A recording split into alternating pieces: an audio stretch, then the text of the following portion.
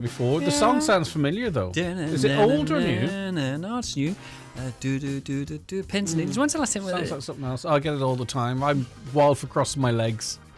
Crossing your legs? I've always crossed my legs when I sit down. And that brings it on? Mm-hmm. What is pins and needles? It's blood flow restricted to the lower extremities. What do you do then? Do you jump around like a chicken? Stand up.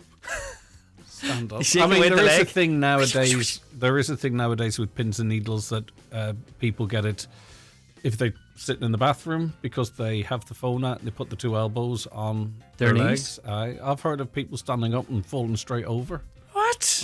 So they're resting their two knees on. They're just like that. Their elbows on their knees, scrolling away in the phone. Scrolling away in the phone. Next thing you know, they stand up, but their legs are dead. Right. Would you not feel them numb and you wouldn't?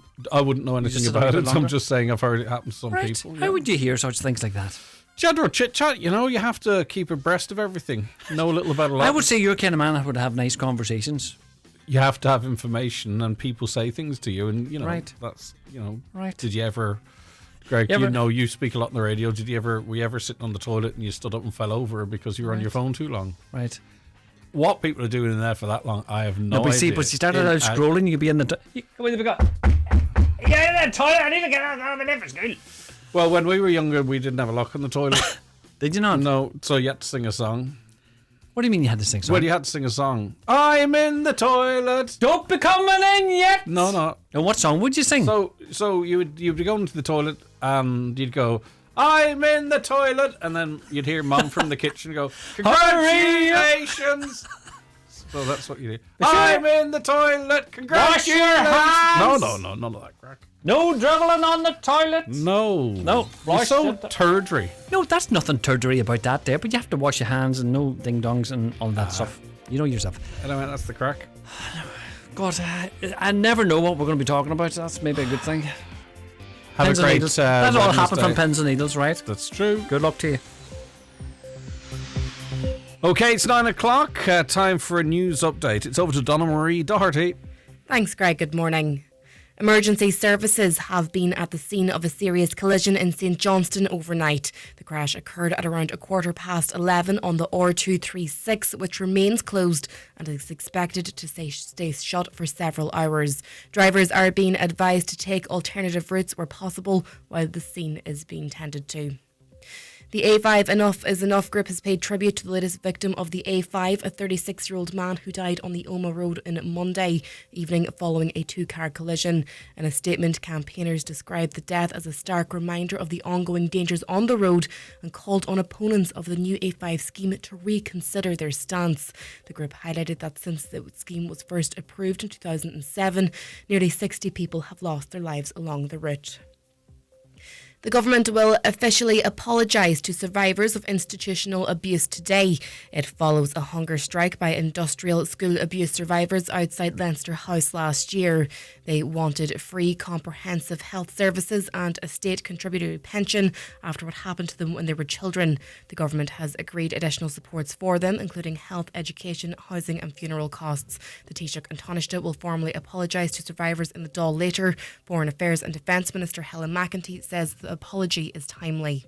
That it was not their fault, that it shouldn't have happened, and that we have to do everything in our power to ensure that nothing like this could ever happen to any other child or young person or family again. This has caused huge intergenerational trauma for so many people, and I think today is an important day. And again, I just want to acknowledge the individuals who I know have gotten us to this point, and who have done a huge amount on behalf of themselves, but for so many others as well. A Donegal minister believes the government has made the wrong decision in pausing funding for AstroTurf pitches for League of Ireland clubs following an incident in Dundalk. The Irish Daily Mail reports that Junior Sports Minister Charlie McConalogue said everyone should not be punished for the actions of a few. On Friday night, flares were thrown onto the facilities at Oriel Park, causing them to catch fire less than 20 minutes after the official opening. The incident prompted Senior Sports Minister Patrick O'Donovan to suspend all future funding until he receives a response from the FAI RAI and the League of Ireland on how they plan to protect investments and ensure the safety of those attending football matches. And finally, Ireland's first ever maritime security strategy is being launched today. It will see the Naval Service get new powers to safeguard and protect our sovereignty rights in Irish waters. Over €1 billion is being ring-fenced for the plan, seen by government as crucial to addressing growing security threats. Looking now to weather, a dull and damp start this morning with outbreaks of rain and drizzle. The rain will clear eastwards through the morning with scattered showers and the odd bright spell following in from the west. Some showers will be heavy with a chance of isolated thunderstorms, and that's with highest temperatures of 10 to 13 degrees. That's all for now from the newsroom. Back with more at 10 o'clock.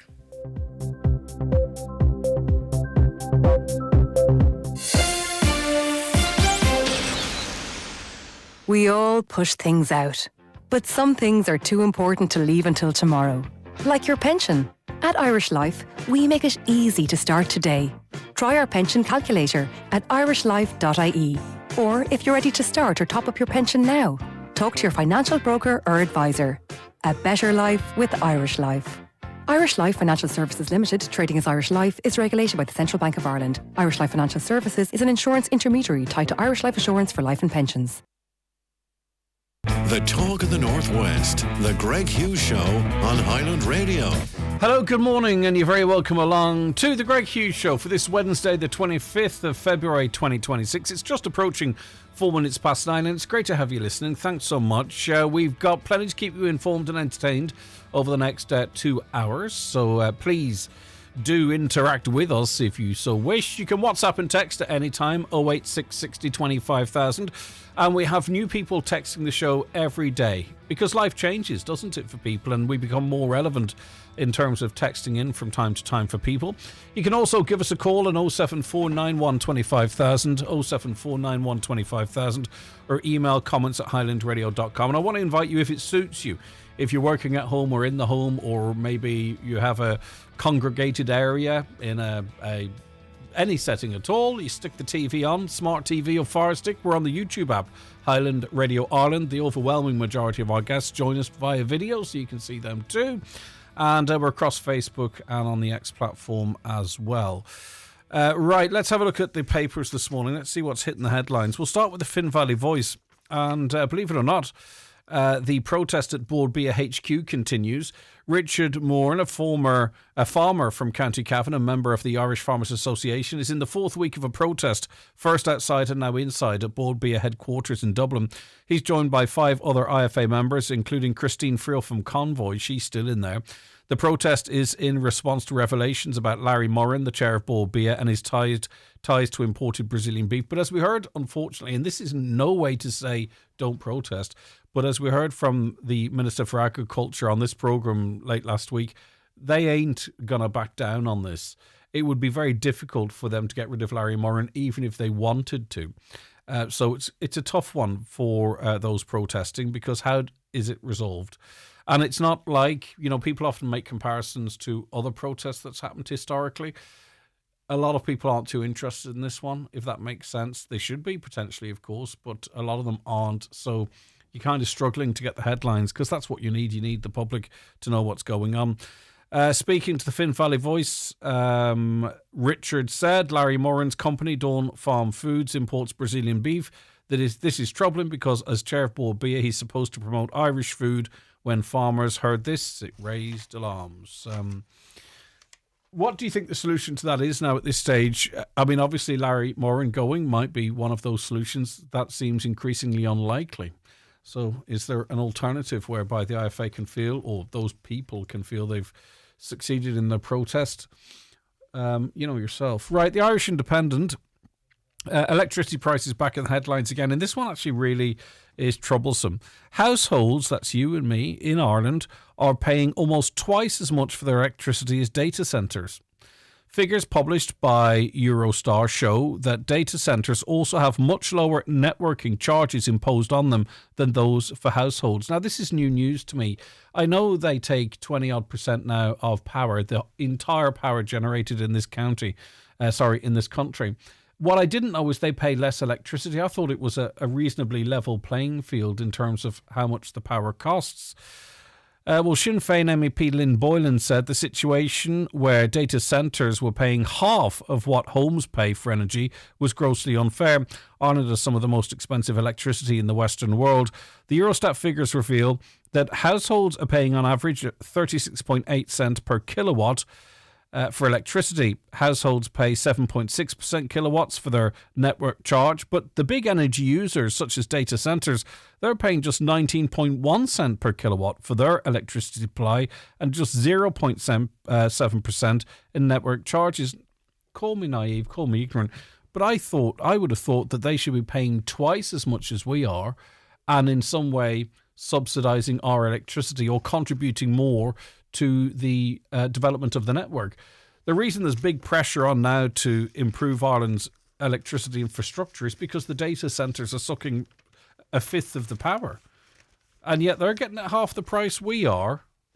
That's not a good deal for the country, is it? Whoever set that up or negotiated that. Some of these stories are kind of follow-ons from a theme that's been running in the papers, and Irish neutrality, Irish military spending. It's kind of been on the agenda on and off for a couple of days. In the Irish Times, the front page, in fact, Ireland will buy hundreds of armoured vehicles and artillery pieces from France and will expand military cooperation with the country to protect Irish seas. The planned deal, which is expected to be worth up to 600 million, will be the biggest investment in army equipment in the history of the state. It will transform the Irish Army from a light infantry force with limited armoured elements to a heavy mechanised one, equipped with modern armour, more powerful weaponry, and the ability to strike targets from large distances. Okay, so that's to protect our waters. Would we be making any unilateral decision to fire rockets from land to the Sea of Irish waters, or might that be done in cooperation with other nations, which kind of feels like an EU army? Anyway, the story says it's part of a military modernisation programme that also involves acquiring a primary radar system to monitor Irish airspace. We do need this. New sonar technology, very important too. A new aircraft and ships to protect subsea infrastructure. Maybe even keep an eye on these boats that shouldn't be in Irish waters fishing. Another twist in a story that's incredibly tragic, but is also inevitably going to be made into a Netflix-type documentary. But as I say, in the first instance, this is a story of a tragic death. Armed Gardaí conducted a dramatic early morning raid yesterday and arrested the chief suspect of, as the papers described him, in the murder of farmer Michael Gain. The officers swarmed the house where American Michael Kelly, 53, was living at around 7:30 a.m. in Tralee, County Kerry, and detained him. Mr. Kelly is being held under Section 4 of the Criminal Justice Act, which means he can be interrogated for up to 24 hours. This means he'll either have to be charged or released today. Mr. Kelly, a former US soldier, was previously arrested on suspicion of the murder in April last year. He's always denied any involvement in Mr. Gain's death. Garda sources described how the arrested man was shocked when officers arrived at his door at first light yesterday morning. Last year, you might remember, Mr. Kelly, who had worked on Mr. Gain's farm, was detained in connection with the death but released without charge due to insufficient evidence. On that occasion, he was held for 24 hours before being released without charge the following night. That is a story, and that is a very peculiar one. Even in terms of how it was investigated, how the deceased's remains were discovered second time around almost. You know, there's a lot of questions in relation to that case. It has that kind of an intrigue. Back to sort of military spending, you could say. It's the Irish Daily Star. Sinn Féin opposing a €90 billion EU loan to Ukraine is tantamount to asking Ukraine to surrender. That's what the Taoiseach has said. Yesterday marked 4 years since Russia's full-scale invasion of Ukraine. As Taoiseach Micheál Martin said, the people of Ireland have opened their hearts, you've opened your homes, and you've opened your communities for the 120,000 Ukrainian refugees that came here. Mr. Martin said it's extremely important that Ireland continues to show solidarity with Ukraine and slammed Sinn Féin for opposing the €90 billion EU loan to Ukraine. But what do you think? Do you think this is? Do you think we can separate out what this money will be spent on in our minds, Like, are you satisfied that some of it's going to be used, obviously, to support the country in the time of war, but inevitably, and you can't figure out which parts, some are going to be used to buy weaponry to contest that war, to defend their land.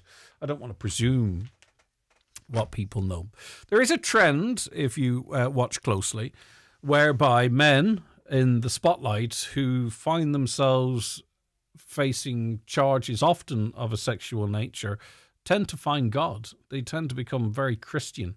I've noticed some high-profile names all of a sudden, speaking very fondly of Christianity, even though they never did before, which the timing's interesting with everything that's going on with the Epstein files and what have you. This story's separate from the Epstein files, but still, it is quite the lifestyle change for comic Russell Brand. He had a Bible stuffed with Post-it notes confiscated from him in the dock yesterday before he faced fresh sex abuse allegations.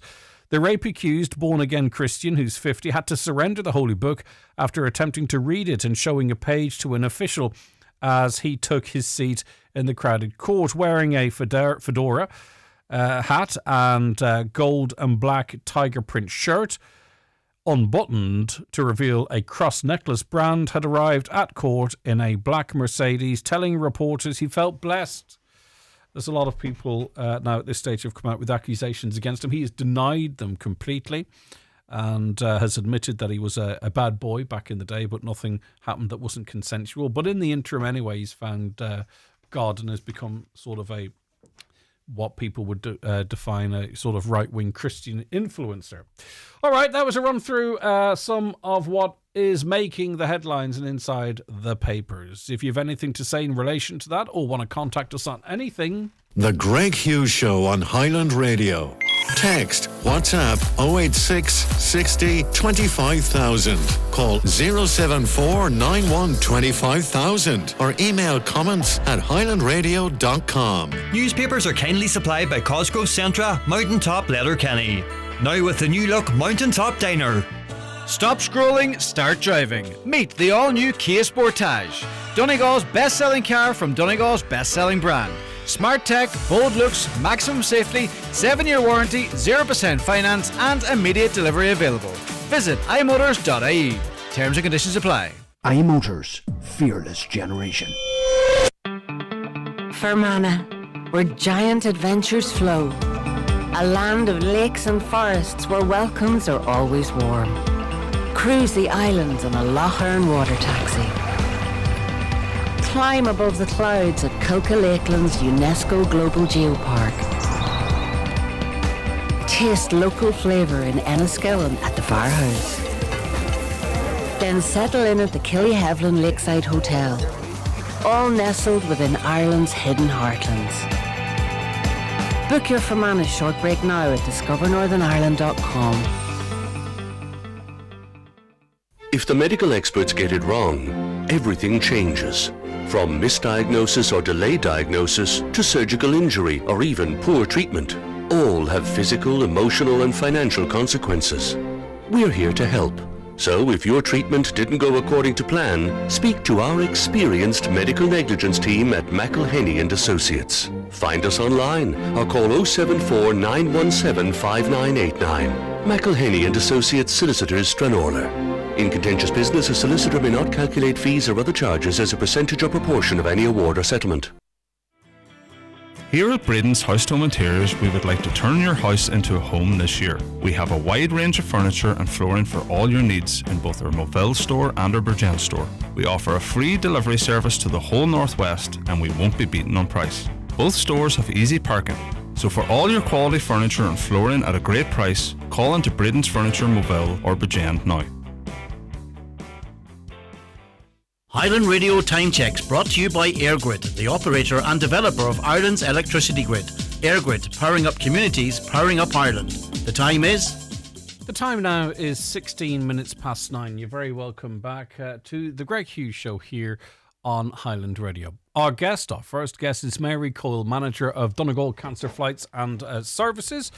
And Mary was part of a delegation who met with Minister Darragh O'Brien yesterday. This due to schedule changes under the new PSO contract. The key elements of that, it will cut the existing afternoon service to Dublin, which of course was vital for patients attending morning appointments at the capital's hospitals, and we had a good relationship with those hospitals in that regard too. But also the plane would overnight in Dublin. There would be concerns about it departing that busy airport on time, or perhaps maybe, well, the certainty of it being on the ground in Donegal would be lost, and what could come from that remains to be seen. So sorry about that long introduction, Mary. I just wanted to bring everybody up to pace. So how do you reflect on this meeting with the Minister? Well, I must say, Greg, that it was a positive meeting. We don't have all the answers yet, but I feel that we're all moving in the right direction. When we met with the Minister yesterday, he is fully committed, and his officials, to fix this. They realise that they don't like where they are at the moment. We made our case very strong yesterday again that we were not budging.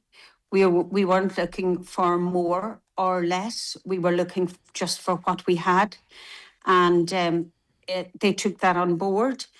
We're way past the review. They realise now there is no review needed. We have made that case quite clear. We need the flights as they are, the morning and lunchtime and evening schedule, with the plane base there overnight. So we're past the review. That no longer exists. They're just looking for a way now. They've had meetings with the airline.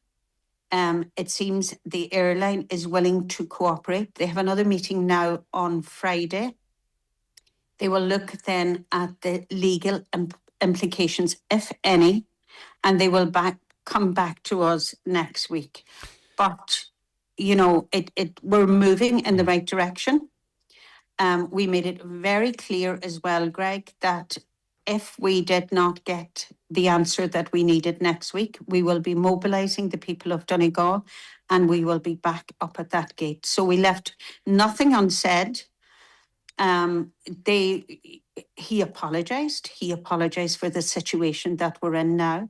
And we pretty much said, we don't need apologies. We need this fixed, and we need the contract. We need them to revisit the contract to ensure that this will never happen again. And I think what was critical is that he and his officials understood the nature of this PSO and how it has sort of evolved into providing an essential link, of course, for tourism and business travel, but also for medical appointments. So it's not like necessarily other PSOs that we've seen. That has landed. He knows that now, okay? So that's good. You're not having to argue that. Yeah, we don't have to argue that anymore. And that was very positive. And he kept saying, this is the only PSO we have in the country until Derry comes on board. So he wants to get it right. And that was something that he said a couple of times yesterday. He wants to get it right. And so do we. So we're quietly hopeful, but it is like when we went to get a letter last year to do with the cap, so that this PSO would be outside the cap. We didn't rest until we had that letter. So it is the same way this time, Greg. When we have an official letter telling us that the schedule and the PSO is as it was, then we will be happy. You talked about the legal implications. Look, a contract has now been signed. I presume the airline could argue that they are meeting the terms of that contract, and the government, obviously, at some point, their officials agreed that they were signed, scheduled to kick in. Did he give the impression that the airline is prepared to work with him? Like, in other words, that there have been meaningful engagements? Yes, there has been meaningful, and that's where it all boils to money. It all boils down to money at the end of. But money doesn't seem to be a problem here. They're willing to pay for whatever it takes to get this fixed. I think the legal implications are, if the airline, if they can't come to an agreement with the airline, that then it would have to go out to tender again. So hopefully that will not happen, that they will resolve this. That would be a problem because, sorry to cut across, but just to bring the listeners up to pace, that would be a problem because this airline was the only airline that tendered for this route. So we can't get too tough either and throw it out because there may not be another airline that might be interested in taking this on either. So in other words, we have to be cautious and tentative a little bit too. Absolutely. And I think where we left it now is that we all continue to work together to ensure we were able to give all the figures yesterday, how many people were flying, the cost of those flights to the organised or to the charity here. We didn't leave any stone unturned. We gave, how many had signed the petition. They were affiliated to all the other cancer support centres in Ireland. There's 45 of them. We had letters from the other.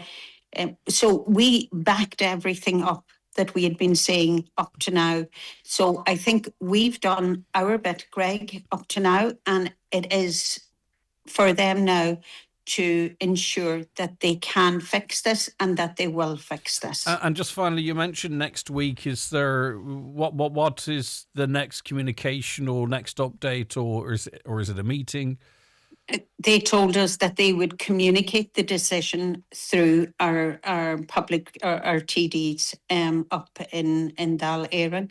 And can I just say, Greg, Donegal stood united yesterday. Every TD, the senator, everybody was there to back us up. Good. And it was a good united front. And I think at this point, they really don't have a lot of choices. They have to come up and show us that this is done. Credit where it's due. It's good to see all the TDs putting aside party politics and senators to get it over the line. Okay, Mary, thank you for your updates. I do appreciate it, and thanks for all your efforts. Hopefully this is the first.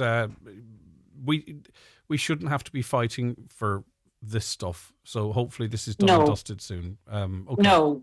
It is very, we should not have to do this because at the end of the day, Greg, we all have our jobs and we all need to get on with our jobs. So putting those aside, we shouldn't have to do this. But as long as we get it done, we'll get over it then and we'll settle back into our normal lives. Okay.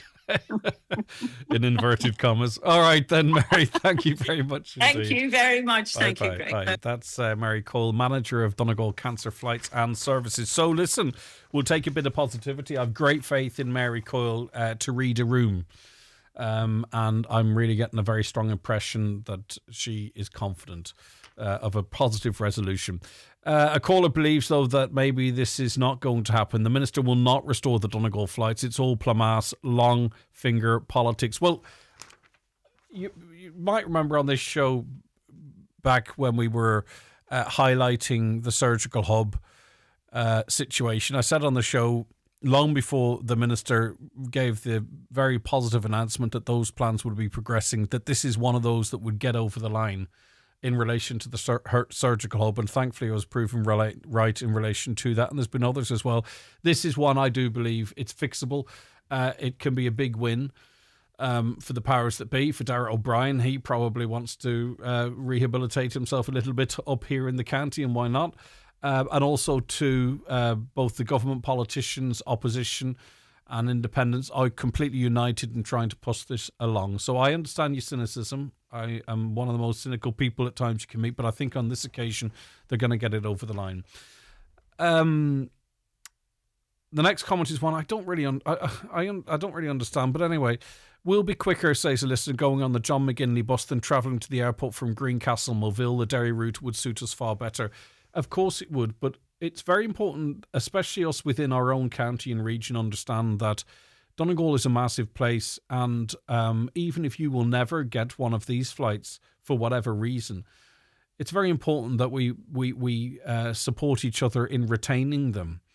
It's not either or. Derry's coming online, thankfully. Derry is coming online, and of course that's going to service Inishowen and east of the county potentially more because of its location and its access. But Donegal's a massive county, and the west, it's a long way. You can travel 2 hours to get to the border at Kinloch or Bundoran, from certain parts of the west. So we can have both. We don't have to compete. We can have both. And Mary's working really hard on her end, and Derry also. Now, there is a protest stroke demonstration tonight. This is on the SNAs. There had been proposals to cut SNAs from 200-odd schools. There was a strong opposition to it. I like the fact that we heard it first from the schools and from the parents because, they were at this before the politicians got on board. But in fairness to the politicians too, they did apply their pressure as well. But this started where it always should start, the grassroots, the people themselves saying, right, this isn't right. Thankfully, there's a stay of execution, and hopefully the distribution of SNAs and that criteria is going to be looked at. It needed looking at for years. But in other words, any SNAs that are needed will be made available through the 26-27 school year, and there'll be no cuts. So that's good. But protests are still going ahead, and it's no harm, is it, to get together and send that message. You're being invited, if you wish, to support our SNA Stand with Special Needs Assistance. Wednesday, the 25th of February, 5 p.m, Market Square, Buncrana. It's proposed cuts to SNA allocations, which remain a concern. I'm reading here. And as I say, it's at 5 p.m, Market Square, Buncrana. And listen, it's always good for these campaigns to get political support. But I'll tell you, and I'm not talking to any particular campaign, if you overtie yourself to one political party or other, it can make it then more complicated and not necessarily advantageous to a campaign. But anyway, as I say, I'm not speaking of any particular campaign or other. There's value to fill your trolley with this week at Dunnes Stores. Enjoy a refreshing deal on 7up Pepsi and Club 12-pack range, now only €7 each. Pick up a snack with Tato Occasions sharing bag range, now half price. And stock up on essentials with selected Ariel 50 wash pods, Fairy detergents and Persil 58 wash pods. Mix and match 2 for €20. Plus, save more with your 10 off 50 voucher. Dunnes Stores, always better value. Terms and conditions apply. Vouchers can be used on next grocery shop. DRS applies. A laptop with great power, brilliant performance and premium sound, all for just €429. At Ben Sweeney Euronics, get the refurbished HP EliteBook laptop with Windows 11, 32 gigs of RAM and 512 gigabytes of storage. Enjoy a crisp screen display and Bang & Olufsen audio for crystal clear sound. Perfect for work, study or play, all for just €429. With a 3-year warranty, only at Ben Sweeney Euronics, Port Road, Letterkenny, and the shopping centre, Dunlow. Right Price Tiles, wood flooring and bathware are 28 years old, and to celebrate we're offering up to 70% off everything in store. That's right, a massive birthday sale with up to 70% off all tiles, wood flooring and bathware. Everything's in stock. Right Price Tiles, wood flooring and bathware, up to 70% off birthday sale. Now on. Tired of tossing and turning? Upgrade your sleep for less during the big mattress sale. Now on at Easy Living Furniture. Sink into incredible comfort with huge savings across our entire mattress range. Don't wait. Better sleep starts now. Speak to our experts in store today to find the mattress of your dreams at unbeatable prices. The big mattress sale is now on at Easy Living Furniture, Crescent Link Retail Park, Derry, Londonderry. A public interest message from Donegal County Council. If your water supply is from a private source such as a well, borehole or stream and supplies over 50 persons on average, or has a commercial or public interest, school, food business, nursing home or creche, it is deemed a private regulated water supply and must be registered with Donegal County Council. The Council is responsible for ensuring that water supplied is safe, wholesome, clean and meets the requirements of the drinking water regulations. You can download a form from the Council website donegalcoco.ie and return it by email or post to Donegal County Council, Rural Water Department, County House, Lifford. Donegal County Council, protecting our communities.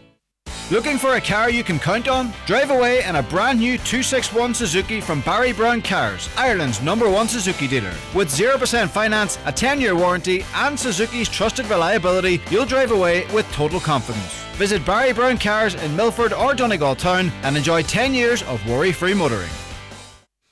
Okay, now this is particularly for those of you who listen to the overnight repeat, and we really do appreciate you doing so. But I've been a bold boy, and since the show changed to 2 hours, I've been putting the podcast up a different way and just changing a system. I have to do a physical thing. I'm going to be completely honest with you. I have to do a physical thing where I have to drag audio into a folder, and that schedules it for the overnighter. And I've dropped the ball a couple of times over the last week, and I'm really sorry. So your listening company is really important, but it's my fault, and I've put in place a system whereby that won't happen again. So if you are listening to the repeat in the early hours of Thursday morning, thank you so much, and my apologies for the inconsistency over the last few days. It's just me not dragging a file where I needed to. Right, now let us go to Tracy Kelly, who joins us on the programme now. Good morning, Tracy. Thanks for your time. Good morning, Greg. How are we? I'm okay. Right, Tracy, what's your story? You can pick it up where you think it's important.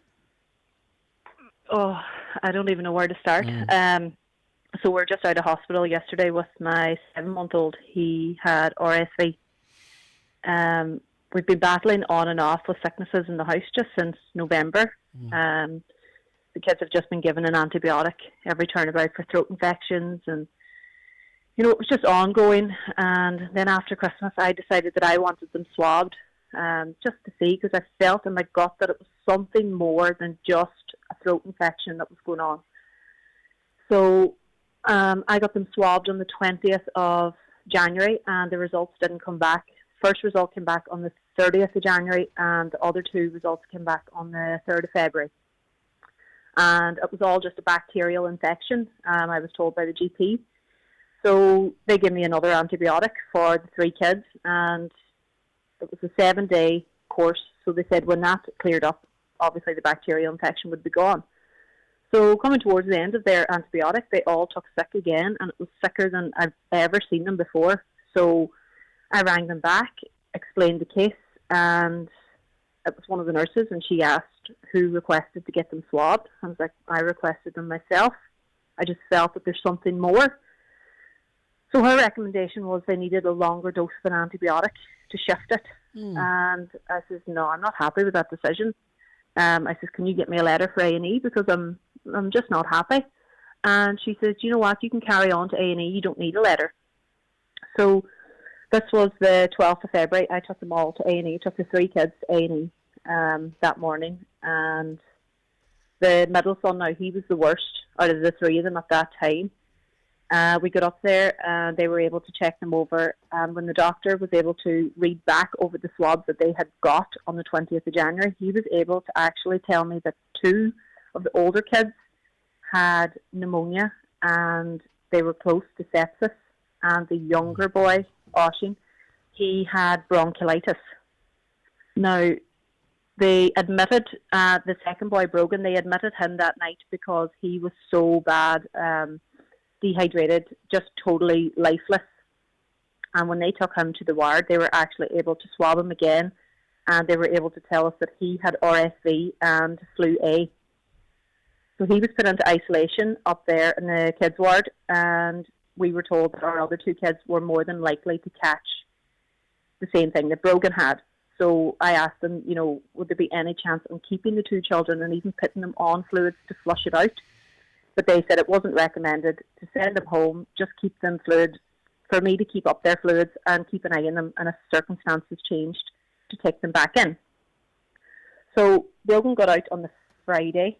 Yeah, that was the 13th of February. He got out, and things then just started to deteriorate at home. Oshin got so sick on the Saturday the 14th, and that Sunday morning, then the early hours, me and my mum took him up to A&E and checked him all over, and she was able to read. They all got swabbed on the Thursday when they were up, so she was able to read his swab from the Thursday to tell me that he had RSV and he would be admitted to the hospital.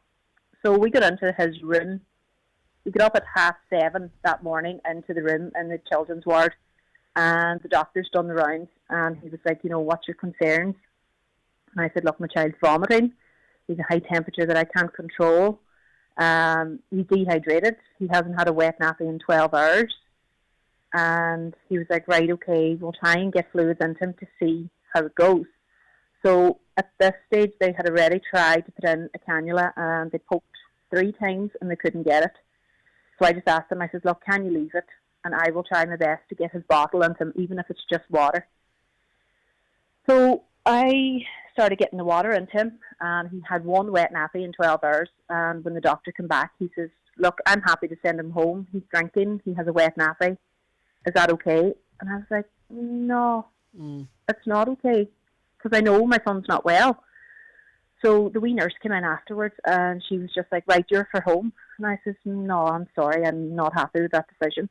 And she just rolled her eyes, and she said, well, the doctor said that he is drinking and he now has a wet nappy.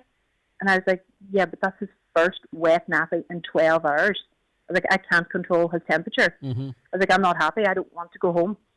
So she says, do you know what, I'll move you to a different room. I'll check in with you in an hour or 2, and then we'll decide then if you're going home or not. And I just looked at her and I said, I'm sorry, but I won't be leaving this place today. So we got moved into the short stay ward. That was 2 o'clock on the Sunday that they were trying to send me home, 2 o'clock in the afternoon. And at 6 o'clock on Sunday evening, my child was put on oxygen, and he didn't come off his oxygen until there on Monday evening. Wow. So he was on oxygen a full 8 days when they wanted to send me home. But I knew in my gut, I was like, I am not leaving, no way, because I knew myself that he wasn't himself. But they thought with 1 wet nappy in 12 hours that they were just going to send him home. And I'm so glad I stuck to my gut. What deteriorated, Tracy, that he ended up on oxygen? So with him not eating, not drinking, they were trying to control the temperature, and then his breathing. So they were checking all his stats, and his oxygen was going down, his oxygen levels. So they put him on an oxygen mask on the Monday, and then their last Tuesday evening, my mum came up to let me go home and pack more bags, because I had only packed like a few things for me and him. So I came down, I live in Cairns, so I came down here, packed a bag to get more stuff for us for the week, and I rang my mum to see was everything okay, and she didn't answer, and I thought, I've got feeling again something's going wrong. So when she did finally rang back, it was a nurse that was on mum's phone. Oh, no. And she was just saying, look, his stats had dropped again, his oxygen levels went really, really low. We have to change the machine. He's on an Airvo machine. I didn't take in what she said. Everything was just, all I heard was his oxygen had dropped. So I dropped everything at home, grabbed my stuff, and I went straight back to Letterkenny.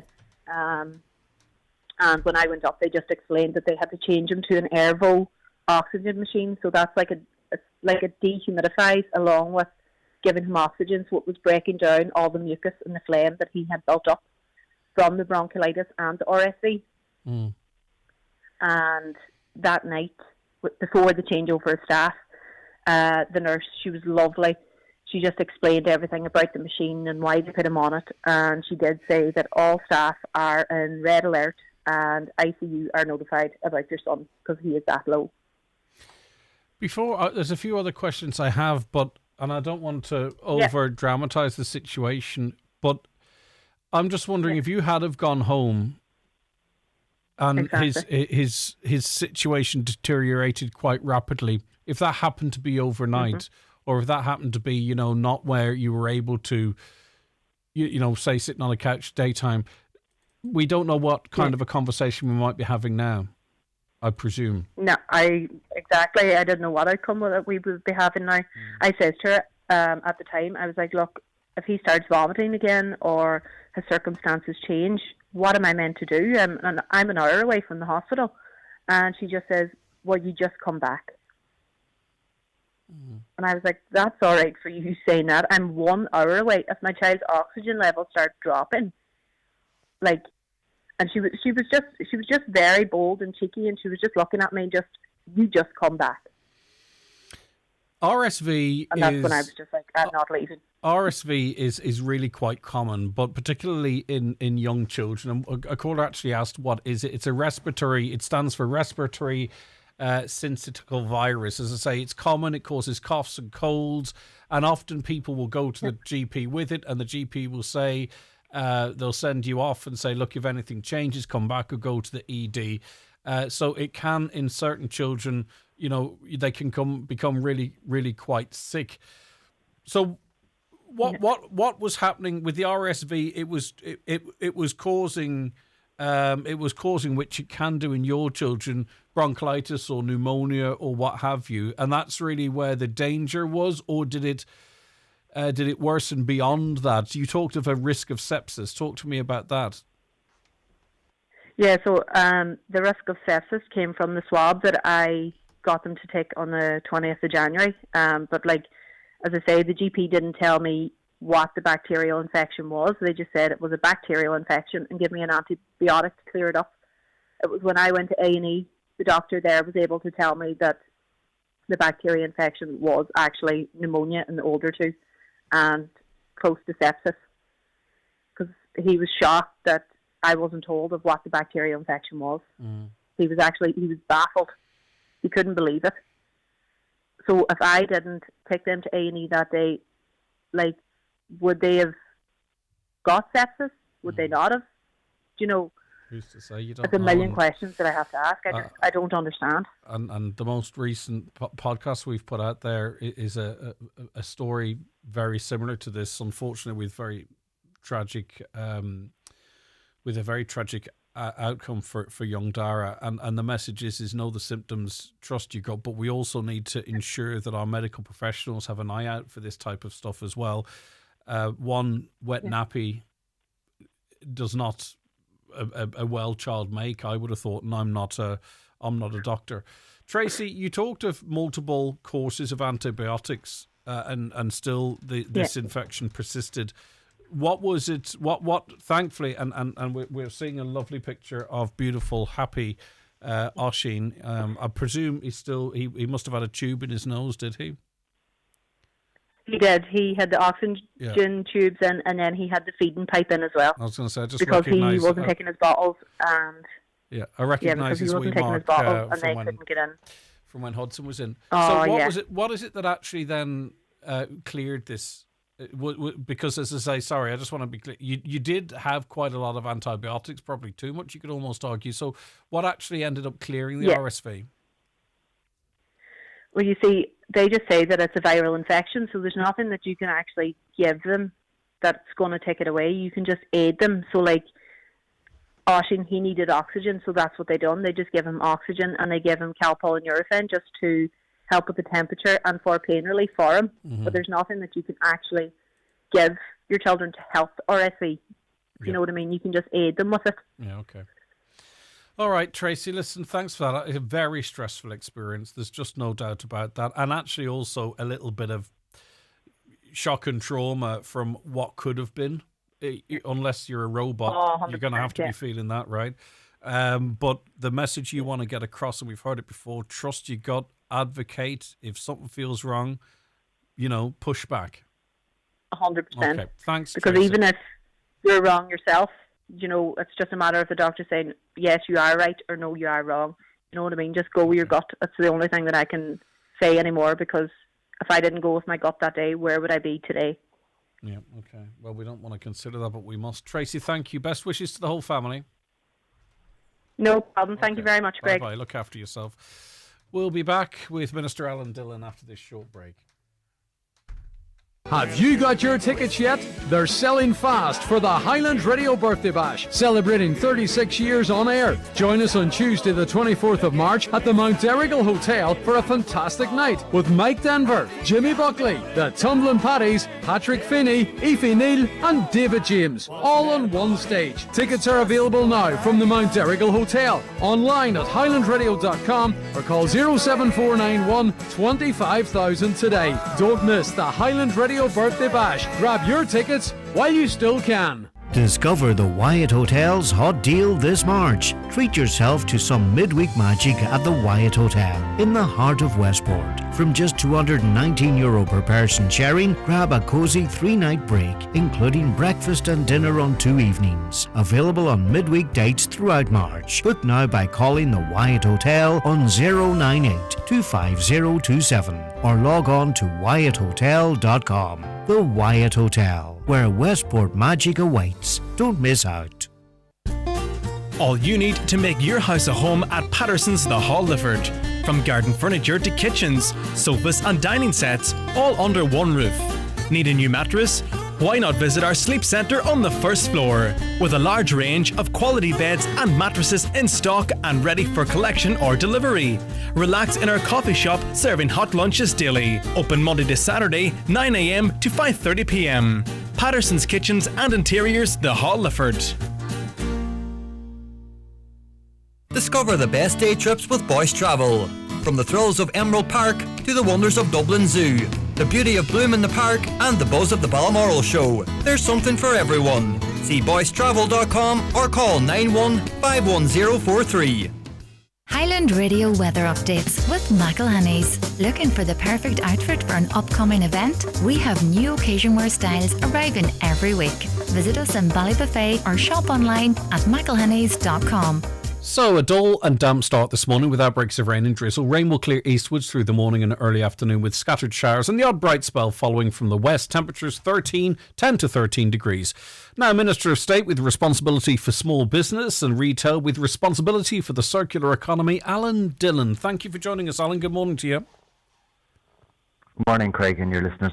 I think, is it, before I get to those points, I want to know what the circular economy strategy looks like and what you hope to achieve with it, Alan. Well, firstly, thanks for having me on, Craig. So yesterday we launched the second whole of government circular economy strategy for the next 3 years. And this plan sets out to both accelerate and deliver real practical action and targets to help Ireland move away from what we have currently, which is a straight line model where we take materials or resources out the ground, we make a product, we use it for a short time, and then we throw it away. So this plan is very much focused on keeping products in use for longer, to ensure that we repair and reuse more, that we waste less, and also create good local jobs in the process. I suppose the way of doing things, in recent times was in a straight line. But it's no longer sustainable, and for 3 reasons: for our environment, for our climate, and our economy. And it's also costing people a lot more money. Once upon a time, back a number of decades ago, we used to repair things, we used to reuse things, and in one sense, consumer behaviour and consumption levels have increased really significantly. And just in relation to that, we need a plan. Yeah, just in relation to that, Alan, you can tease it out further. Like, I agree with you in that, just in terms of the most basic thing in a house, dishwashers, washing machines, microwaves, dryers. I think we thought we were advancing and the prices were coming down, but the reliability wasn't there. And you'll have people listening who would have sought to get spare parts for some of these items, and the companies simply didn't make them because they perhaps were of the view it wasn't cost effective to repair them. So really it's a case of almost going backwards a little bit in that basic example to go forwards. And that certainly is the case, and I think this is what this strategy encompasses. Really, it's about getting more value out of what we already have. And if we're serious about tackling our climate, then we need to do a lot more in regards to how we, I suppose, change our relationship with stuff and what we buy, how long we use it, and what happens to it when we're finished with it. Because when we look at climate, we only look at electricity and transport, but over 50% of all our emissions come from how we make and use materials, food and products. So in terms of our competitiveness, in terms of trying to ensure that we do things that have a meaningful impact, and we make smarter choices within our house, but also businesses make smarter choices, we need a strategy, and this strategy now has a statutory footing through the Circular Economy Act. We also have the Circular Economy Fund that's well established, that will support programs within this plan, and also we will have strong governance and monitoring, and I think that's really important. We want to look at the likes of piloting a national repair voucher scheme by 2027, and that will start with electronics, as you said. We want to make it the easy choice to repair items and make it cheaper to fix a phone or to refurbish a laptop. And we also need better choices to allow you to donate items rather than throwing them in the bin, and also to buy second-hand items. So we are looking to work with local authorities, with businesses, with NGOs. All the different stakeholders will have a responsibility, and we will have an oversight group that will be chaired at ministerial level that will regularly track delivery and remove any barriers, and this will remain a political focus. Because what do you think? Sorry, Alan. What do you think the government or the powers that be can do to help us? Like, I left the recycle bin down on Sunday. I didn't. I got someone to leave it down, and it was packed. But it was packed with stuff I don't really want. It was packed with stuff that fruit or vegetables was wrapped in, or maybe that wasn't in there, maybe that went into the other. But anyway, the boxes around boxes. Do you know what I mean? Like, say, for instance, if someone orders something online, like that bin was full of stuff that I don't want or don't need, even down to the trays that you buy meat on, stuff that maybe it's for marketing reasons and it looks attractive. But that bin was, I would say, 3/4 full of stuff I don't actually even want, Alan. So, and I think I'm kind of normal. So to some extent, in certain areas here, you're pushing an open door with the public. Well, for sure. And, you know, since I've taken up this role the last year in regards to responsibility for the circular economy, it seems to be an abstract term for many who don't understand it. And we do need to change our habits and become more aware on how we actually deal with items and products and materials. And we've established a national communication platform dedicated to circular economy, and that's led by the Rediscovery Centre, and it's backed by our department and partners.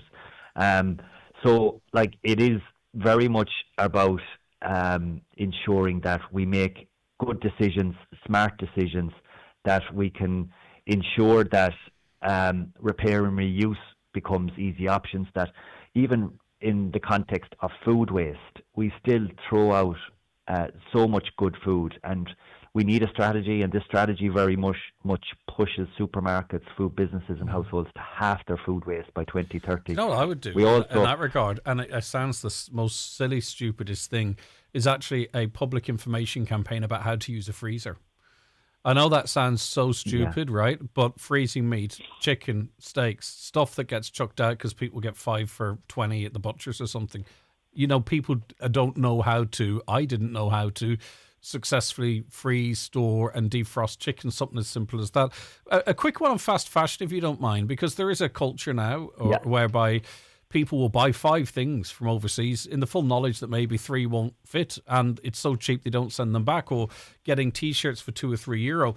How do you sort that out while making clothing affordable for all and not penalising those with the least amount of money, but also maybe curtailing this? Because you talk about the environment and all that stuff, not to mention us dumping tons of stuff in African countries as well. That's not a best practice. So is fast fashion the area, fashion an area, and are you committed to sort of dealing with that in a way that it doesn't also rob people with low incomes the ability to, purchase stuff? Well, certainly it is a key area of focus, and this year we will be publishing the National Textiles Roadmap and Policy Statement for Textiles. And within that, we are working within the European Union for a European Enhanced Producer Responsibility Scheme.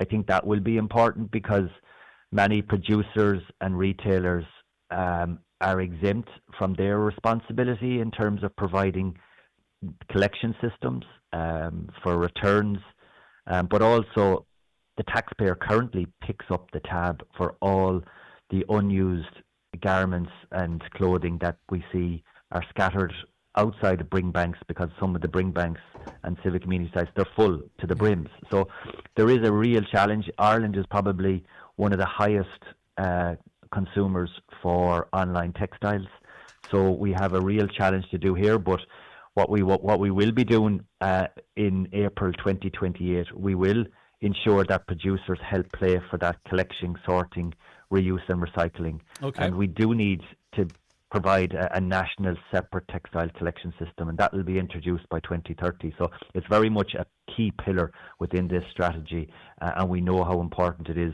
to ensure that we do have a network of second-hand shops and make it easier for households to donate items. Yeah, well, and in a way that's where you can support maybe jobs and small businesses. Alan, thank you very much indeed. That's Minister of State with responsibility for small businesses and retail, with responsibility with what we've just been focusing on, the circular economy.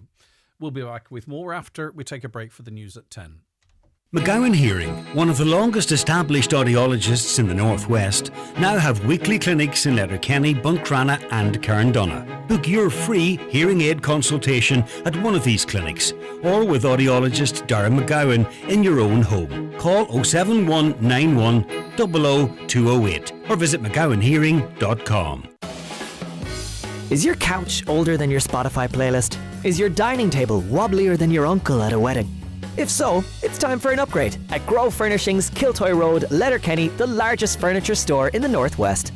From stylish sofas to elegant beds, from floor covering to occasional pieces, we've got you covered. And we offer free delivery within 80 kilometres. Grow Furnishings. Seriously good furniture. From home and car to farm, commercial and public liability, at Hickey Clark and Langan, they've got you covered for insurance. They shop around all the leading insurers to make sure you get a great deal. If you're looking for a competitive quote, it's easier than you think. Call 91-26688 or call into the office at Ballymacool, Letterkenny. Hickey Clark and Langan, the local name you can trust, is regulated by the Central Bank of Ireland. Granny, did you hear what I said? If you've been saying, "What was that?" a bit more lately, it might be time to have your hearing checked. At Connect Hearing, we don't just fit hearing aids, we help you hear life again. From tiny in-the-ear styles to Bluetooth connected devices, we fit the best solution for you. Call 074 911 3296. Connect Hearing, connecting you to life. Milford Tiles, Milford Retail Park. Tiles, bathware and wood flooring. The best quality and value in the Northwest. Fully stocked and ready to go. Fitters and delivery available. 10% off for mica affected customers. Don't forget to ask about our 5-day bathroom fit out. Call Milford Tiles on 083 091 0707. It's an epic lotto jackpot of an estimated €11.2 million. Play responsibly in-store, in-app or at lottery.ie. The National Lottery. It could be you. Live, on air, online and on the Highland Radio app. This is Highland Radio News. Good morning, it's 10 o'clock. Donald Kavanagh at the news desk. 2 teenagers have been killed in a collision in St Johnstone. A third has been rushed to Belfast for treatment for serious injuries in hospital. The R236 remains closed as Gardaí examine the scene. It happened last night, as Donna Marie Doherty now reports. Gardaí are appealing for witnesses following a fatal 2-vehicle road traffic collision at St Johnstone last night. Gardaí and emergency services were alerted to the collision involving a lorry and a car, which occurred at around 11:15. A male passenger in the car, aged in his late teens, was pronounced dead at the scene. His remains have been brought to the morgue at Letterkenny University Hospital. A second male passenger, also aged in his late teens, was conveyed to Altnagelvin Hospital, where he was later pronounced dead. Post-mortem examinations will take place in due course and the coroner has been notified. The male driver of the car, also in his late teens, was brought to Altnagelvin Hospital for treatment of serious injuries. He was later transferred to the Royal Victoria Hospital in Belfast. No other injuries have been reported. The Taoiseach says the government got it wrong over special needs assistance. The coalition did a U-turn this week on plans to cut SNA allocations to over 200 schools. It followed a high-profile revolt by parents, teachers and school principals. A number of protests are to proceed this evening at 5 o'clock, including a demonstration at Market Square in Buncrana. The Taoiseach Simon Harris this morning admitted what happened was wrong, and he said the buck stops with government. There's been a lot of hurt caused over the course of the last week, a lot of stress, a lot of anxiety. We got this wrong, but the reality of the situation is when something goes wrong, you've got to put your hands up and you've got to fix it. And what I heard from parents across the country, what I heard from SNAs and what I heard from teachers was that the sequencing here matters. The government has confirmed the new regional airports programme for 2026 to 2030. It provides almost €45 million in capital investment for regional airports, including Donegal. Under the programme, the airport will continue to receive funding to support connectivity, tourism and economic growth in the region. Current supports include the public service obligation linking Donegal and Dublin. That's been the subject of a large campaign over contract changes, which are taking effect today. The North's Education Minister says he cannot proceed with capital works at St Bridget's College in Derry because funds are not available. Some years ago, the college on the Glengania Road was put on a list for necessary works along with Lumen Christi and 26 other schools across the north. However, Minister Paul Given says only 7 of the schools could go ahead after they were assessed and ranked in terms of need by the department. The issue was raised by Foyle MLA Ciara Ferguson. She said it's not good enough that due to ongoing issues with the school canteen, children are effectively missing education because they're being sent home early. The Minister says he feels her frustration. I absolutely share the sentiment expressed by the member and the frustration that she is articulating on behalf of her constituents. I certainly would love to be able to do more. St Bridget's College and Lumen Christi were 2 of the 28 schools that were announced under the Major Capital Works programme back in March of 2022. I was able to announce that 7 of the highest priority schools would be restarted, but unfortunately St Bridget's College and Lumen Christi were not among the highest scoring projects and remain on hold.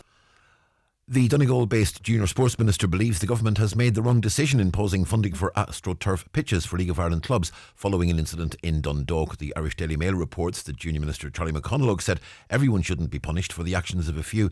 On Friday night, flares were thrown onto the new facilities at Oriel Park, causing them to catch fire less than 20 minutes after the official opening. The incident prompted Senior Sports Minister Patrick O'Donoghue to suspend all future funding until he receives a response from the FAI and the League of Ireland. The government will officially apologise to survivors of institutional abuse today. It follows a hunger strike by industrial school abuse survivors outside Leinster House last year. They wanted free comprehensive health services and a state contributory pension after what happened to them when they were children. The government has agreed additional supports for them, including health, education, housing and funeral costs. The Tánaiste and Taoiseach will formally apologise to survivors in the Dáil later today. Weather forecast: a dull and damp start with outbreaks of rain and drizzle. The rain will clear eastwards through the morning with scattered showers and the odd bright spell following from the west. Some showers will be heavy with a chance of some isolated thunderstorms. Top temperatures today 10 to 13 degrees Celsius in light to moderate southwesterly winds. That's Highland Radio News. We're back with news headlines again at 11 o'clock. Check all the day's news on our website, highlandradio.com. But for now, from the news team, good morning. The obituary notices this Wednesday morning, February 25th. The death has occurred of Kathleen McCaig, 1 Ashlawn Letterkenny, formerly of Torhead, County Antrim. House private, please. Reposing at the Eternal Light Chapel of Rest, Mountain Top, Letterkenny, from 6 o'clock until 7:30 this evening. Concluding with removal to the Church of the Irish Martyrs, Ballyrain, Letterkenny, for reception prayers at 8 o'clock. Reposing overnight for 1 o'clock Requiem Mass tomorrow. The Requiem Mass can be viewed online at the Church of Irish Martyrs YouTube channel. Burial afterwards in the family plot in Conwall Cemetery. Family flowers only, please. Donations, if wished, to the Church of the Irish Martyrs Fund, care of Pascal Blake, Funeral Director. The death has taken place of Paddy Deany, Drumore, Letterkenny. Paddy's remains will repose at his home today from 2 o'clock until 9 o'clock, with rosary at 8:30. Funeral from there tomorrow morning at 10:15, going to the Church of the Irish Martyrs, Letterkenny, for 11 o'clock Requiem Mass, followed by interment in St Columba's Church Cemetery, Dromahol. Family time, please, on the morning of the funeral. Family flowers only, please. Donations in lieu of flowers, if desired, to the Donegal Hospice, care of any family member. The death has taken place of Mary McDade ní Gallagher, 10 Swilly Park, Ashlawn, Letterkenny, reposing at the residence of her son Pat in Coolboy, Letterkenny, today from 11 a.m. until 10 p.m. Requiem Mass tomorrow at 11 o'clock in St Columkille's Church, Glendown. Burial afterwards in Temple Douglas Cemetery. Mass can be viewed on churchservices.tv. The death has occurred of Michael Curran, 14A, Loch Newar, formerly of Ballin Temple, Fulcarra. Michael will be waked in his house in Loch Newar from 11 o'clock this morning. Rosaries at 8 p.m, house private after the rosary and on the morning of the funeral. Funeral Mass will be held tomorrow at 11 a.m. in the Star of the Sea Church, Annagry, with burial afterwards in the new graveyard. Family flowers only, please. Donations, if desired, to the Irish Heart Foundation, care of any family member or McGlynn's funeral directors. The death has occurred of John Holmes, Mina Carriga, Ballybuffet, formerly of Drumbo, Stranorlar, reposing at McCool's funeral home today from 6 o'clock, concluding with rosary at 9. Funeral leaving from there tomorrow at 10:30 for Requiem Mass at 11 a.m. in the Church of Mary Immaculate, Stranorlar, interment in Drumbo Cemetery. The Requiem Mass will be streamed live via churchservices.tv. Family time on the morning of the funeral, please. For family information and more details regarding wakes and funerals, please go to highlandradio.com.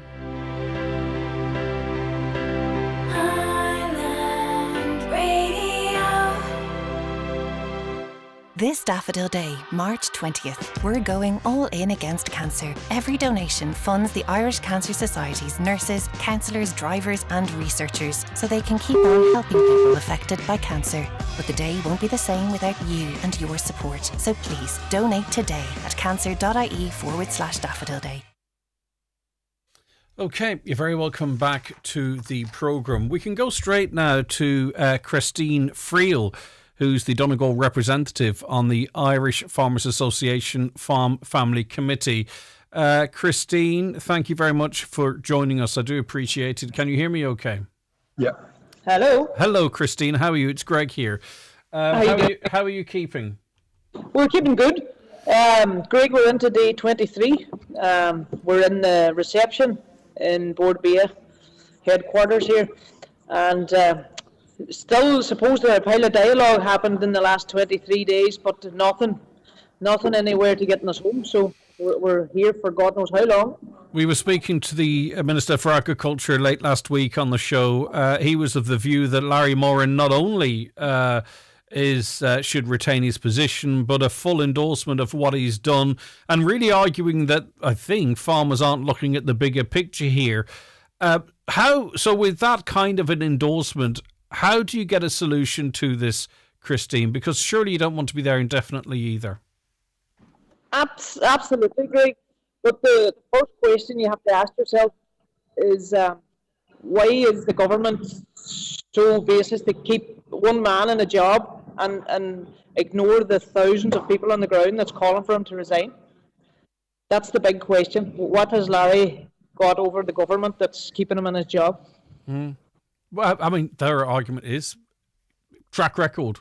You know, that again, that we're talking about big deals. This is about big deals, big markets, and not really about the image of the Irish product. When I suggested that that's what it was, that, you know, you've got this guy whose job is really to say, you know, Irish beef is best, it's a quality product, blah, blah, blah, blah, but it's also important Brazilian beef. He was like, no, You're not getting it. That's what the IFA want you to think, but that's not what the story is here. Absolutely, and there's a pile of dirty water coming up. We've learned that one of the directors here in Bordbia, one of the marketing directors, has stepped aside or resigned. This was supposed to be in the pipeline for a long time, but it has only come out in the last few days here. So they're starting to jump ships, but Larry's hanging on for whatever reason, and we're going to stay here till we get to the bottom of it. Before we get back to the issues, Christine, I mean, this is a remarkable protest you're undertaking. You've given up everything really effectively for the last month. What is life like in there? I mean, how do you pass your day? Where do you sleep? How do you occupy your mind? We've definitely plenty to keep us occupied because we're up in the morning and the next thing it's bedtime. We are interviews, the newspapers. Now, we have no coverage from RTE because that avenue shut down, obviously, by the government. We're sleeping and we have airbeds on the floor in the reception in Bordbia. 5 of us here from all over Ireland, and we firmly believe what we're doing is right, and continue to do so until we get a resolution. And that means one thing is Larry steps aside or removes himself completely. And that is the red line. There's nothing in between where we're at now and that resolves this. No, absolutely not. There's in Claremorris last week, there was up to 700-800 people, all in agreement with what we're doing. A thigh last night in Martin Hayden's own back door, every one of them, and it was probably maybe more. They were furious last night, and they were calling on him to resign because he's in a job that he's not protecting anybody, only Larry. And they also called for the CEO, Jim O'Toole, to step aside. The anger on the ground is growing immensely, and we're in Cavan Crystal tonight. So get all the bums in the seats and head for Cavan to show the support. This isn't going away, and it's growing feet every day. I mean, obviously, this started off as a protest outside, and now has come inside. Yeah. Does there need to be a bigger mobilisation at that building to sort of, in other words, to be honest with you, especially if it's not being broadcast on RTE, you're in there doing bits and bobs with us, News Talk, whomever you might be speaking to, but it's very contained. It's a small number of people. No one's on hunger strike, right? So if you're working in PR and government, you can say, right, we can outlast these guys. That's exactly what they're thinking is. One of the senior members in government has said that we could rot here. We can stay as long as we like. But that doesn't solve the problem. Board BIA is effectively shut down. All their staff is working from home. And they can't bring anything to the table at all that's going to resolve this. Are there any plans for an escalation outside the building to back you guys up? There is, and that's what the farmers is calling for this last week. But bringing tractors to Dublin closes the whole place up, and it affects everybody. But if that's what it takes, there's announced last night down in Naas that they're going to bring Newbridge to a standstill on Saturday, and that was brought from the floor last night from the farmers there. They don't realise they're fueling everybody up with their arrogance, and they just can't see the behind or through Larry Murren. So whatever reason, but listen, as every day goes by, we're digging deeper and we're getting into the nuts and the bolts of it, and there's a lot of dirt coming out in the water, and I'm sure there's plenty more to come out as well. Right, okay. Well, listen, Christine, we'll touch base with you again. Hopefully there's a resolution one way or other, because this is, I know you're resolute, but I'm sure all of you want to be home with your families as well, and back on the farms, for crying out loud. Absolutely. And listen, only for the support from home, we wouldn't be here. So a special shout out to my two wee fellas. They'll be watching this after school, Hugh and Raya. All right. Take care, Christine. Thanks so very much indeed. I do appreciate your time. Thank you, Greg. Bye. Christine Friel there, Donegal representative on the Irish Farmers Association Farm Family Committee. Well, there's no wobbling there. Christine seems resolute. They are not going until such time as Larry Murren either steps aside or is removed from his position as head of Board BIA. So it'll be interesting to see how that develops now over the course of the next few days and weeks.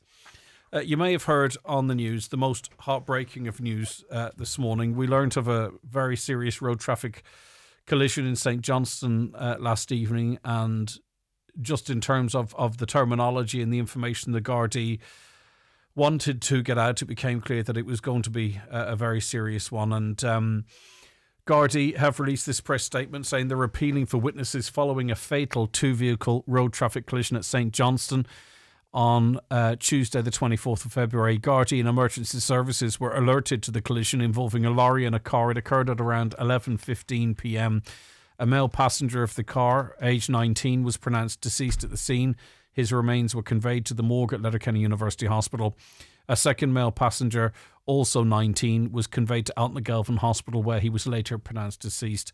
Post-mortem's examination will take place in due course, and the coroner has been notified. The male driver of the car, also 19, was conveyed to Altnagelvin Hospital for treatment of serious injuries, and he was later transferred to the Royal Victoria Hospital in Belfast, and we wish him a speedy and full recovery. There are no other injuries at this time. Now, the R236 road is currently closed, this for technical examination. and it's the Garda forensic collision investigators that are on site. Local diversions are in place, and Gardaí are appealing to anyone who may have witnessed that collision to come forward. So road users who may have dashcam footage were travelling in that area between, say, 10:45 and 11:45 last night are asked to make this footage available to investigating Gardaí. They will take the footage, the raw footage, and find what's relevant. If you have any information at all, please contact Letterkenny Garda Station on 074 9167 100.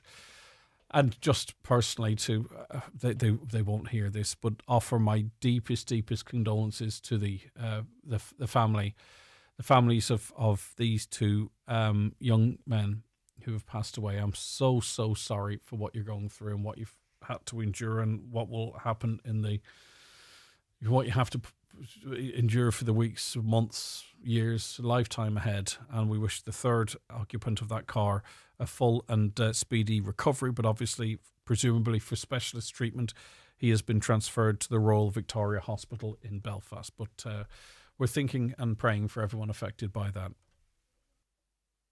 It's time for Vision Ireland Bingo on Highland Radio. It's Wednesday, February 25th. Playing on a blue sheet. Reference number is S3. It's week number 9. Today's numbers are 39, 56, 32, 90, 62, 60, 8, 24, 84 and 78. Phone your claim to 9104833 before midnight tonight, leaving your name, contact number and the name of the shop where you purchased your book, and we'll call you back the next working day. Get all your Vision Ireland bingo information at highlandradio.com. Mum, can Sophie come with us to the playground? Yes. Can Siobhan? Yeah. Can Priya and Eve? Yeah. And Jack? Ooh, who's Jack? Mum! From €27,790, the new Citroën C3 Aircross converts from 5 seats to 7. Free text BEAR to 50400 to take a test drive and get a free teddy bear. Available in full electric. 7 seats available in petrol and hybrid options only. See citroen.ie. Price excludes dealer delivery and related charges. Test drive the Citroën C3 Aircross at Highland Motors, Mountaintop, Letterkenny. Keep out the cold, and ring Fleming for their full range of garage doors, agri doors, insulated doors, milking parlour doors. Fleming, 91 48 234. Your free gift from Lancome is waiting at McElhenney's. Buy 2 Lancome products, 1 to be skincare, for a free 5-piece set of Lancome favourites. Add a third Lancome product to your order for a full-size bonus gift. Offer available in-store or online at mcelhenneys.com while stocks last. Right, now there's a new documentary going to be aired shortly. It is the Texas Ollie documentary. It's being shown this Thursday, in fact, on the Regional Cultural Centre. That's at the cinema. Is that right, Emmett? Where is it being shown? It's at the Regional Cultural Centre. It's behind in Green and Theatre, down on Port Road. All right, okay. So that's happening on Thursday. Emmett, welcome to the programme. Thank you so much for joining us. So, Texas Ollie, what was it about and this story that you thought, right, there's a documentary in this? Well, I met Ollie. I work in television, I'm a cameraman, so I met Ollie while we were making Love in the Country, and all the production who came in from Dublin, the director said we're going to meet a cowboy in the hills of Donegal. I said, okay, great. And as soon as Ollie opened the door, I recognised him from Raphoe, because I grew up in Raphoe, and I remember when I was a kid, I remember Ollie being around town. So I got talking to him, and he just started telling me his story, breaks while we were filming, and over that time, I just thought, this would be a nice story to document, just as Ollie being a son of Raphoe and me being a son of Raphoe, and maybe just from a heritage point of view, just as a record of someone who lived in Raphoe. So I talked to Ollie and I said, listen, I'll come back to you when I have a bit of spare time and we'll have a chat. And I wandered up to him one time. I was in Donegal, and I put a microphone on him, no cameras, and I said, listen, let's have a chat. And what I thought would be 20 minutes, I think lasted about 6 hours. Wow. And as the story went on and on, as Ollie began to tell it, I thought, right, this is quite the story. When I went away and listened back, I thought, right, let's put this on camera and see what we get, you know. Yeah. So his story is, how would you sort of paraphrase it? You know, he's turned a passion, a love, maybe even an obsession of his youth into a reality, but not in Texas, right? No, he did go to Texas, but he used to watch films in the cinema in Rafo when he was young. He said when like pre-10 sort of age, and he loved Roy Rogers, so he sort of had a big interest in that side of it, and he wanted to be a cowboy. He did eventually get to Texas. He went out there for 3 years as a singing cowboy, working on a dude ranch. And then he came back for a break, and he just decided not to go back. And he just stayed in Donegal. Well, that's not the end of the story. No, but then he started training horses. Yeah. And while training horses, he would train them and pass them on. He came across this horse called Silver, and the two of them went on this extraordinary adventure that sort of changed his life and the direction of his life hugely. Yeah, okay. And how much of that can you tell us about it? Because, I mean, obviously, in this whole story, Silver, a horse, is a big character, right? And a big part of it. So as much as you're comfortable in it. Yeah, like there's people who know all of Ollie's story. There's people who know some of it, and people know none of it. So Ollie became a trick trainer with Silver. He ended up buying this horse. He says himself the horse hypnotized him because he went to Enniskillen to a horse fair with no intentions of buying a horse, and no one else put a bid on this horse, and he was the one that bought the horse. He says himself that it was untrainable, and eventually Silver, either he broke Silver or Silver broke him. 50-50 maybe. And Silver then ended up picking up a peak cap that was lying on the ground, and this brought Ollie back to his childhood and the tricks. And they started working together, and Ollie wasn't trained. Ollie just had this bond with Silver. And at what stage of Texas Ollie's life did he encounter Silver? Because he wasn't a teenager. No, well, this was one of the things that resonated with me. He was in his late 50s when he started being a trick trainer. So that to me that's quite... Well, what I like about this story, you see, is that sometimes we can be our worst enemies and think that, right, you get to a certain age and that's it.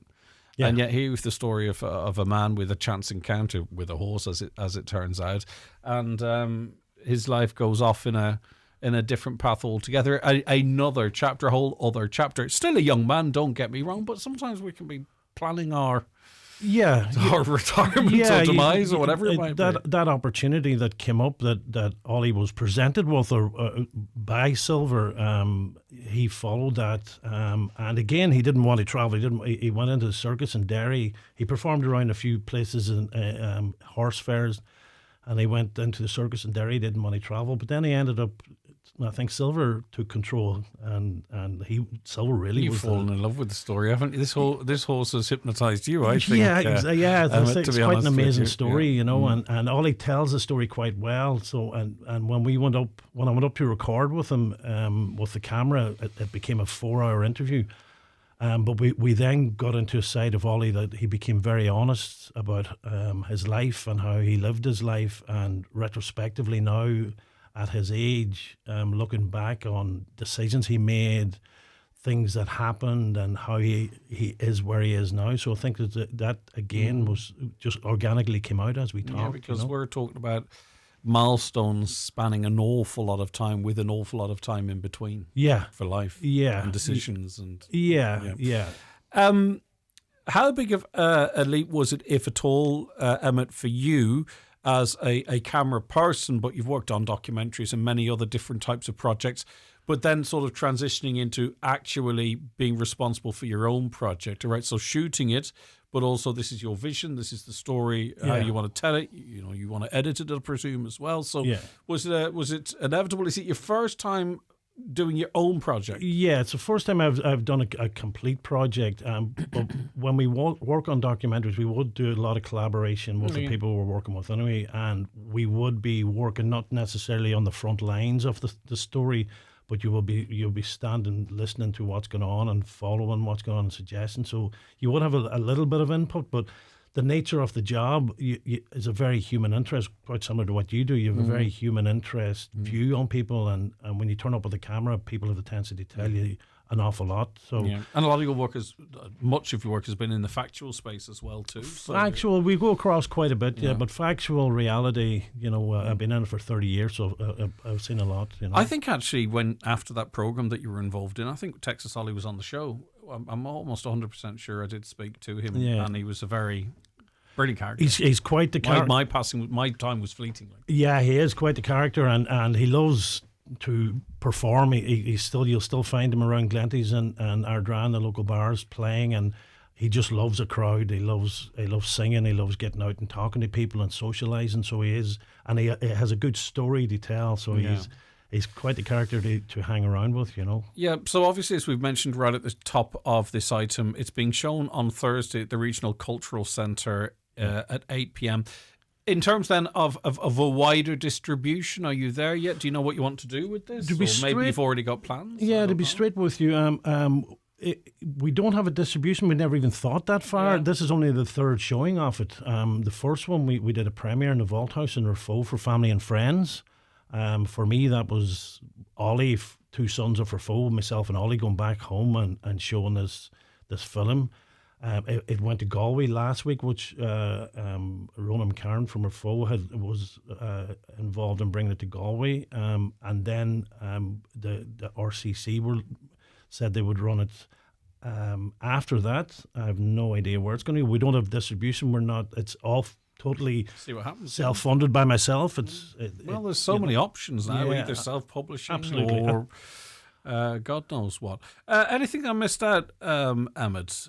Because as I say, I like to give a sense of what people can go and enjoy, but I hate when too much is given away either. You know what I mean? But it's clear Texas Ollie is a fascinating character, and anytime you sit down over a prolonged period of time, straight off, and you knew when you mic'd him up that this guy had a story, and he had to engage you for all of the time he was speaking to you, because that's what you can bring to your audience, right? Yeah. It's like sometimes when we're filming, our job is to make the camera disappear, and when I talk to Ollie, for me the camera disappeared because I got so engaged with him talking in his story. He's the honesty.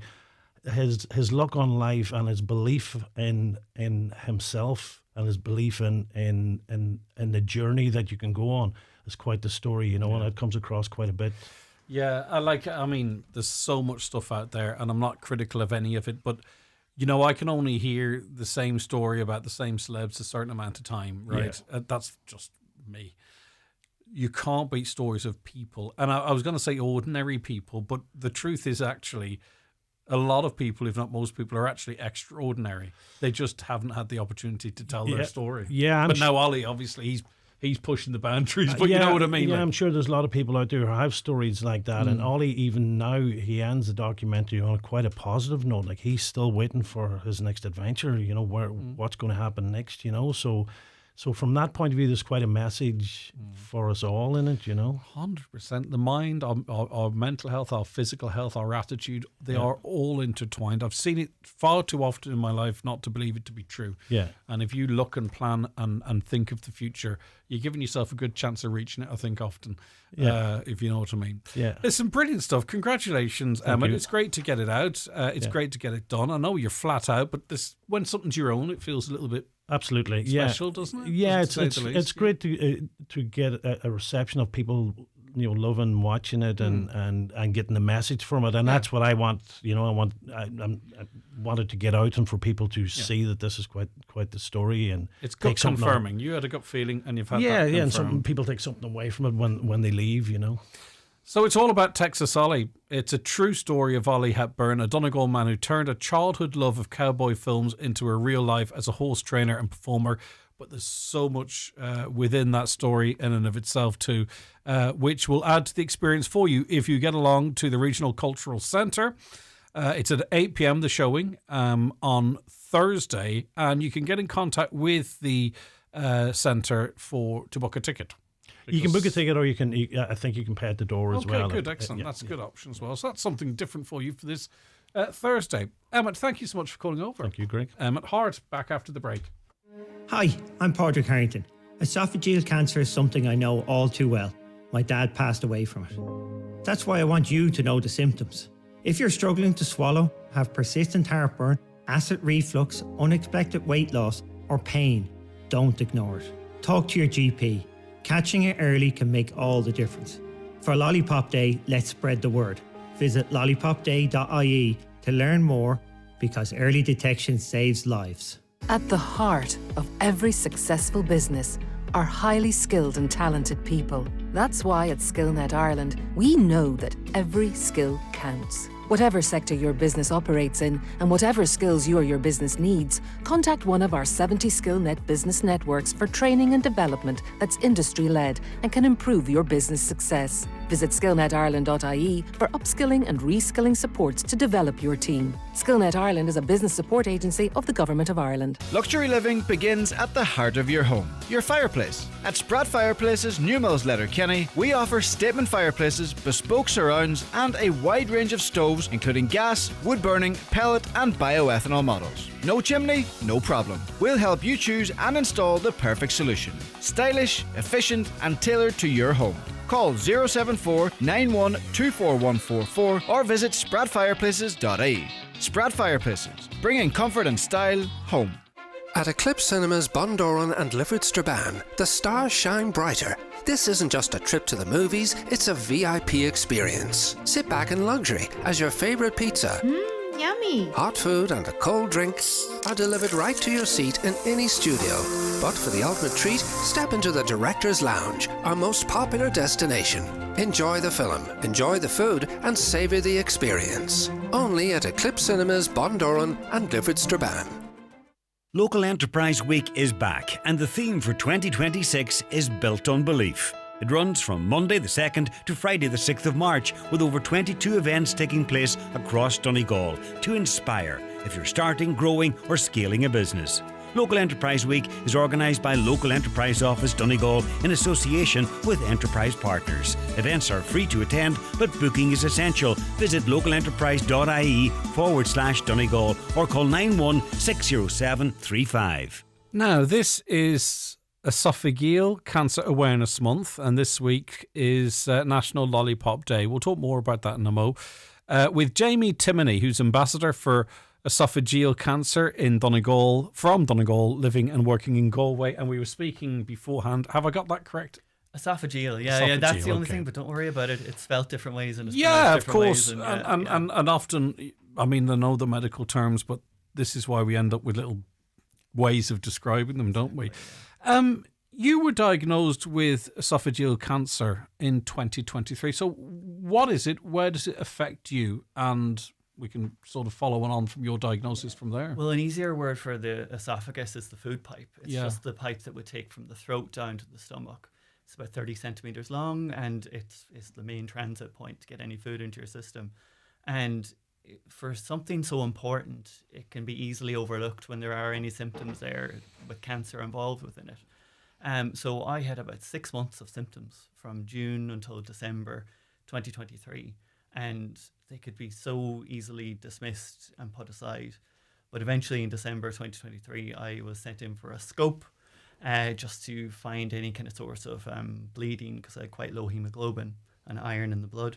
And there was a 10 centimetre tumour at the base of my esophagus. And what was it being put down to? Stomach ulcer, reflux? Well, there was thought that it could be, the main symptom I had was heartburn, and I'd never had heartburn before in my life. And a small tablet could get rid of the heartburn instantly. So that could be dismissed as well. So many of the symptoms, a pain in your chest when you're eating can be alleviated when you eat a little bit slower. Hiccups, coughs, hoarse and also voice. Your age, right? So this is the elephant in the room here, because I presume they would look at you, ask about family history and go, right, it's probably not going to be that, because, and this is why we're talking to you. This is to dispel any myths and to make sure people don't disregard symptoms. You would be very young for this cancer, or any cancer for that matter, thankfully. Yeah, I was 34 whenever I got diagnosed, and every doctor I spoke to was saying, you're too young for it to be anything significant or sinister. I had a family history of esophageal cancer, but there was no real genetic link that's been pinpointed. They're actually studying it quite a bit at the moment to see if there is some kind of genetic link within it, but there's no evidence. But I had so many doctors say you're far too young for that to be anything sinister or significant in that way. It didn't help, did it, that lifestyle changes were working for you in the first instances, you know, cutting out certain types of foods, tea. I had to cut out tea for too long. It was it was things like that they could pinpoint. And then, like I said, the medication I was put on got rid of the main symptom that was giving me any kind of bother. When they found the tumour in through the scoping exercise and told you, did it come out of the blue, or had you sort of semi-prepped yourself, or was this like, hold on a second, we were looking at something completely different here? You know what, pardon my sense of humour, but when you look online for any kind of symptoms, it goes to the worst case scenario. Of course you've got cancer, you're dying, or something like that. And of the 6 months, like I said, that I was looking up symptoms, it could be dismissed as maybe an ulcer or a hernia or something within your stomach. There was nothing. I remember going for the scope that day, and I drove myself. I was going to brave getting the scope done without sedation, and the doctor insisted on giving me sedation, and he told me afterwards he knew what he was going to find based on my symptoms. And even when I sat there waiting, he wouldn't speak to me until my partner was there. And that still didn't click in my head that it was going to be something significant. I'm still maybe a bit loopy from the sedation, but, you know, it was the sense of, I never once, you know, I left school the day before. I said to my 6 years, I'll see you tomorrow. We're going to go over this. And I never really saw them again in a classroom. You know, the initial diagnosis, you had it for quite some time. Actually, before we talk about the initial diagnosis, you were bleeding internally. Yes. Right. And this was actually flagged by checking iron levels and other levels.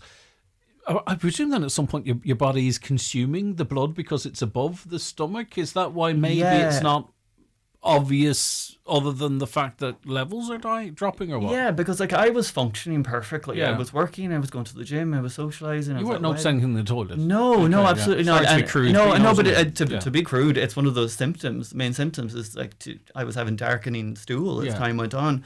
And I'm not ashamed to advise people, check your stool. So that did become a factor in it then? Oh, definitely. Right. But it happened so slowly and, you know, gradually that you don't really pay much attention to it. And you're adjusting your diet and you've stopped drinking tea, and is that a factor? Right, okay, I get you. Absolutely. Were you lucky? You had it for quite some time. Is it a very aggressive cancer, or does it depend on the type of esophagus cancer that you have? Esophageal cancer would be known as one of the more aggressive and kind of life-altering. I know all cancers are life-altering, but, you know, when it's all the food and drink you have to consume for the rest of your life. I always liken it to a car. It's like your car, you need fuel to power the car. 100%. But some days the car says, I don't want fuel, or I can't handle that fuel. I might get very tired or weak eating. It is one of the more aggressive cancers that you can have based on the surgery and the treatment that you can have afterwards. And is stenting an option, or is it? Stent, I had my esophagus removed because that's the most effective, believed to be the most effective form of kind of it not reoccurring. Because get it out of you altogether. Esophageal cancer has a high reoccurrence rate in particular because of the length of the esophagus, that there's so much So area. what do you replace that with? They pull your stomach up, believe it or not. Your stomach is tend to be in a bean shape, but mine is now pulled upwards to be kind of a pipe and a tube. Unbelievable. It is amazing, and it doesn't come without its complications. What about that little valve at the top of your stomach to stop reflux? That's gone. So now I have to sleep elevated. It's one of those things, you know, I can easily slip off a pillow and I wake up with a little bit of heartburn. I'm still on the medication, obviously, that would alleviate heartburn. But there are loads of different little lifestyle changes. Yeah. It's not as it doesn't affect a lot in your day-to-day life, but it can affect certain things that are quite frustrating, like sleeping and eating. I don't have the little thing in my brain telling me you've eaten a little bit too much now, so I can suddenly get very tired and overwhelmed. I have to eat slowly and surely. And little things like that just kind of affect your day-to-day life. Yeah, and you make decisions on a day-to-day, and you take one for the team if you really fancy eating, and you know the crack. And, okay, I get you. In terms of then it's spreading to other areas, I presume that's a concern with all cancer. That's a tough period for you, isn't it? Is it isolated? Yes. Has it spread somewhere else? Is it in the lymph nodes? What's the story? Yeah, I was diagnosed as stage 3A, which I didn't know existed Neither before do my I. own I don't know why, diagnosis. But it meant that it was fairly localized in the esophagus, but they did notice that it was starting to influence some of the local lymph nodes. Now, they deemed that to be still a bit really of early doors. Yeah, break. So they were saying if you had left it another few weeks, a few months, it could have gone a little bit further. And they didn't really know until they removed my esophagus and did the pathology how advanced it would have gone. I had to do immunotherapy for a year afterwards because they weren't as happy with the lymph nodes as they thought they would be. So little things like that.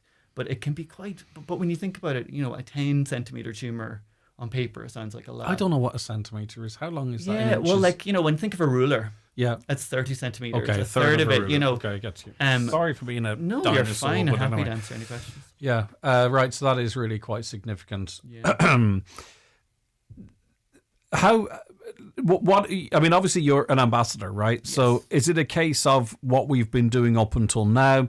Don't screen yourself because of age. Don't screen yourself necessarily because of family history. We can sometimes in our minds it's very convenient to put it down to indigestion, right? Because that's far easier to deal with than it might be to pursue it a little bit. Okay, so it's do not ignore the signs, what we've been talking about here, really, would you say? Absolutely. And that's the thing, is I've unfortunately had to learn that esophageal cancer is one of the sneakiest cancers in the fact that you can be functioning until it's very well developed. Yes. I mean, heartburn. How many of us have hearburn just on a day-to-day basis? Wasn't there a pub selling Gaviscon, behind the bar over locally at one stage? Everyone gets it. People pop Rennies. But it's something that if it's going on for a long time, we would just advise people to consult their doctor. It shouldn't be something that's just left to kind of grow and fester. Can I go back to the family history thing? 'Cause that's interesting, because I presume just if there was any of it in the family, that's family history. But you talked about how, is it that in medicine at the moment it's not associated with genetics? Is that what needs teasing out a little? Yeah, I mean, I'm not a doctor. I take no, in the sense of, but it's the sense of my grandmother had esophageal cancer back in 2003, 2004, but it was never really considered one that could be hereditary in any way. I get you. There is a lot more research being done into it now based on family history, but it also could just be bad luck in many ways. Like I've lain awake at night wondering why, but there really isn't a definite reason, and you'll never get one. But it can happen to anyone. Yeah, I get you. And is there a screening for it? Like, I mean, have you found, I don't know if you have any siblings or cousins that are now going, right, okay, I wonder. Luckily, I've got nieces and nephews and things that I would be concerned about, like them in the future. But it's the sense of, I was luckily with the pathology came back that they didn't find a direct marker that was in there that would show it. Okay. I'm referred on for a bit more genetic testing, but it's not something that we're overly concerned with at the moment. Now, when you got your diagnosis, your dad was also going through cancer. Very sadly, he's passed away since. Yeah. But in a way, a gift to you from him was knowledge and an understanding of the journey that you were going to have to go on. So in his medical situation, he was actually even helping you. Absolutely. And it's funny because so many people that we know are affected by cancer, but I don't think you ever fully understand it or appreciate it until you are going through something similar. Yeah. But it's a sense of some of the terms that I had that were gibberish to me, that he was saying he had gone for a PET scan. Suddenly I was going for a PET scan. And then I understood exactly what it was. And it was a very unique and strange bonding experience, but it was kind of comforting and devastating at the same time, probably, to be going through that kind of thing. And maybe one of life's perverse gifts almost. Very much so, yeah. No, I feel like we had so many big talks that I don't think we may have had. Sharing experiences and understanding. Well, that's a gift in and of itself, isn't it? 100%. Yeah, definitely. Okay, well, that's how I would view it. Sorry, I shouldn't very much. No, I agree. Attributing emotions to you, but that's how I feel. Yeah. Right, okay. So what's this lollipop situation? I remember reading somewhere that they were looking at some point to help with diagnosis using lollipops. I presume that's unrelated, is it? I couldn't guarantee that for you for definite. Because with mouth... I don't want to dilute this story, but I think I did an interview about they're looking at a lollipop that can actually help identify oral cancers. But park that, because I don't want to in any way muddy the message here today. So do we know why it's Lollipop Day? Well, is this it's a just fundraiser the by idea- Lollipop? Yeah, Let's no, quit? it's the Esophageal Cancer Fund run which are a brilliant organisation that I've been working with. They organise the Lollipop Day every day just to bring awareness to it. And to reach younger people in particular, it can be run in schools. There are several schools and supermarkets that are running it as well to bring awareness and funding to the organisation. Now, you could have swanned off into the sunset with your partner and back to school and not spoken publicly at all about it. Why were you moved to take up this this ambassador's role and to speak publicly? Well, to be honest, it was only really May last year that I started getting in touch with the Esophageal Cancer Right, Fund. okay. And I can just say that they have absolutely changed my outlook and, viewpoint on my journey. Before that, it was an incredibly lonely experience because, people going through cancers, everyone is so unique and so different, and you're surrounded by people, but you're very much on your own. Yes, of course. And it was actually the Lollipop Day was organised in the school that I teach in down in Galway that brought my awareness to it. The student council organised it, and I didn't know about the Esophageal Cancer Fund before that. And just reading their website and seeing some of the stories and testimonials, it just felt there was someone to reach out to. It took me a while to reach out to them because you're not always ready to cross that bridge. But when I did in May last year, I went down to Limerick to one of their meetings, and to be sitting in a room with people who understood exactly the difficulties that you go through, who could give you real hands-on advice. Like I said earlier, esophageal cancer doesn't always have the most promising outlook, but I was sitting there with people who were 18 years past diagnosis and able to kind of talk to them. And what is your prognosis now, given the timing, given the operation, given the attention to the lymph nodes, etc.? Yeah, no, the year of immunotherapy is believed to be a big game changer within treatment. I had my last CT scan in November, and that was all clear. I don't like saying the words cancer-free, but at the moment there is no evidence of disease. Okay. Some people think it's a bit superstitious to say within the first 5 years that you're cancer-free. Well, you know what? It's your life, and it's how you want to view it. And it's funny you talk of that room with people in there. Some people want it to be a private journey and don't want to be part of a gang, or they don't want to be called a survivor, or they don't want to. So it's individual for everyone. A caller says, my mum and brother both had it, and every few years we're screened for it. It is hereditary. But not saying, I think really we don't want to get bogged down in that. It's about genetic links and screening and flags and stuff. I mean, obviously, if you go into a doctor with anything, the first question is there a family history? But we're speaking more from a medical perspective. Okay, listen, Jamie, thanks so much. Appreciate it. Thank you very much. And could I just advise anyone to keep an eye out for the lollipops being sold? I believe they're in Dunn's and Aldi. Because that's what facilitates the likes of that important meeting that you were at. And anyone that is going through that kind of journey, I know Donegal has a lot of people with cancer who have to travel further away for it. And so Donegal can be kind of forgotten about. If you are going through something like that, just go to the ocf.ie.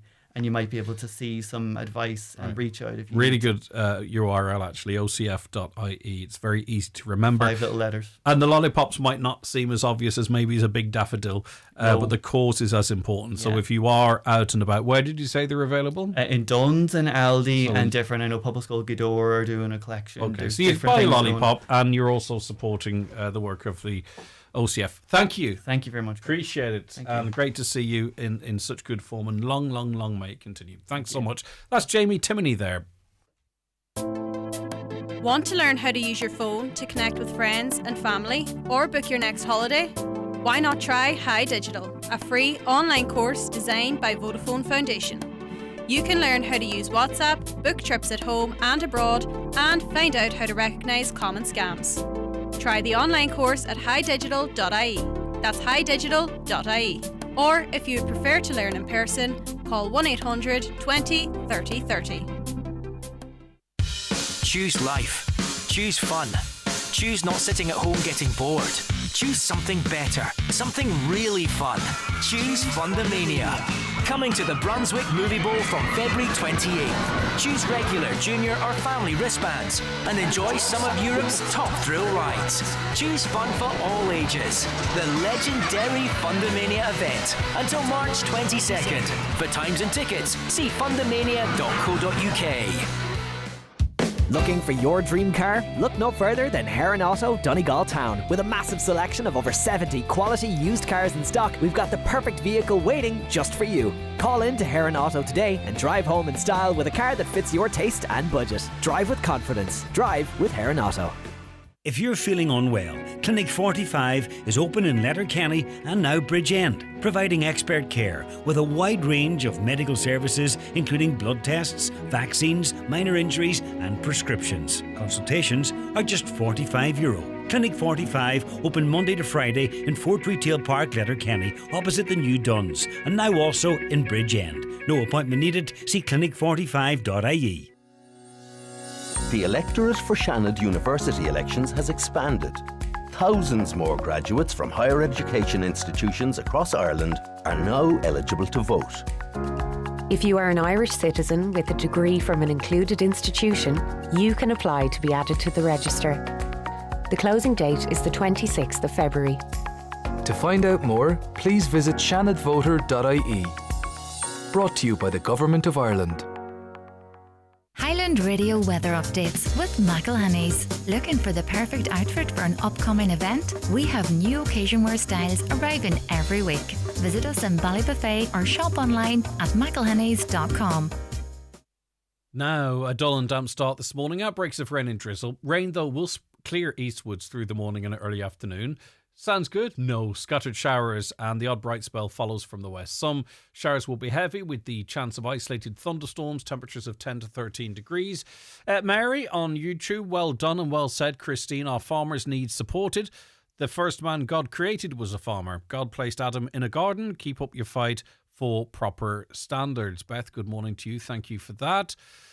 Another watcher says Letterkenny Hospital is not a great place to be a patient in, especially the elderly and people who don't ask questions. It's a tragedy that a mother has to beg to have her child properly treated. Okay, thanks so much for all of your comments coming in from the various spaces that we are. Bordbia, a caller says the protests at Bordbia are wasting their time. We need to block Dublin City to get anything done. Sure, RT aren't even doing any stories on them.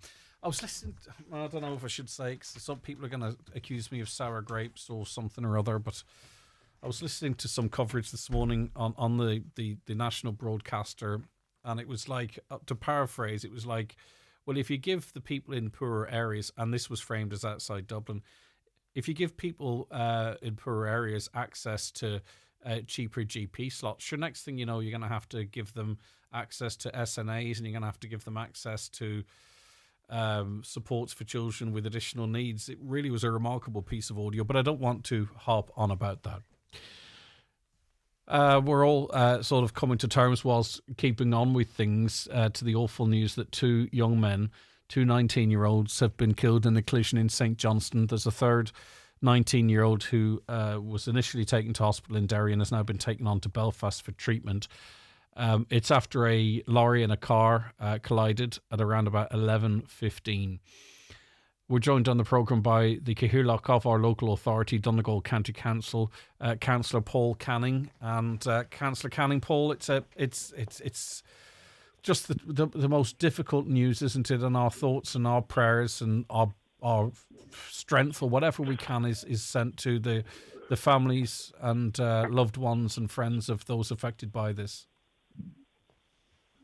Yeah, Greg, as you've stated, it's terrible news. Young people, young fellas, tragic accident last night in St Johnstone, a small village. I know the guys involved are from Derry, but Derry, as you know, is the hinterland of this area, so we're all familiar with each other. So it's very sad news, and our condolences are with the families and friends of those young fellas. It's not something you set out to do, and it's terrible news, and it's terrible news for St Johnstone as a village as well to waken up to that tragedy, because no doubt they'd have seen the fire brigades and the ambulances and all of them coming to the scene of the accident.